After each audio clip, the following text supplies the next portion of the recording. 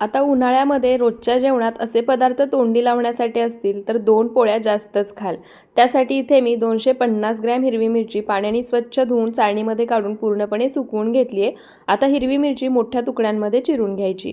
त्यानंतर गॅसवर कढई गरम करायला ठेवली आहे. त्यामध्ये 2 चमचे तेल घालायचं. तेल गरम झालं की अर्धा चमचा मोहरी, अर्धा चमचा जिरे, पाव चमचा मेथी दाणे आणि 7 ते 8 लसणाच्या पाकळ्या खलबत्त्यामध्ये जाडसर ठेचून घेतल्या आहेत त्या घालायच्या. पाव चमचा हिंगसुद्धा घालायची. सर्व साहित्य लसणाला सोनेरी रंग येईपर्यंत परतून घ्यायचं.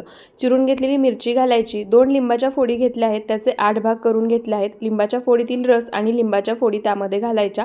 1-2 मिनिटं छान असं परतून घ्यायचं. झाकण ठेवून एक वाफ काढायची. झाकण काढल्यानंतर पुन्हा एकसारखं मिक्स करून घ्यायचं. त्यानंतर यामध्ये अर्धा चमचा हळद घालायची, चवीनुसार मीठ घालायचं. पुन्हा हे सर्व साहित्य मिक्स करून 1-2 मिनिटं परतायचं. गॅसचा फ्लेम मीडियम करायचा. मीडियम फ्लेमवर पुन्हा एक वाफ काढून घ्यायची. त्यानंतर अर्ध्या वाटीला थोडंसं जास्त पाणी यामध्ये घालायचं आणि अधूनमधून मिक्स करत मध्यम आचेवरती झाकण ठेवून एक 7 ते 8 मिनिटं हे शिजवून घ्यायचं.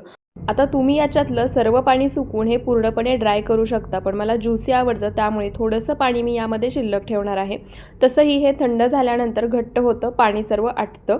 तर इथे पहा मस्त मिरची शिजली आहे आणि आपला 15 दिवस फ्रीजमध्ये आहे असा टिकणारा चवीला छान चटपटीत झणझणीत मिरचू बनवून तयार आहे. प्रत्येक ठिकाणी मिरचू बनवायची पद्धत वेगळी असते, पण मला अशाच सोप्या पद्धतीने बनवलेला आवडतो. तुम्ही सुद्धा नक्की बनवून पहा.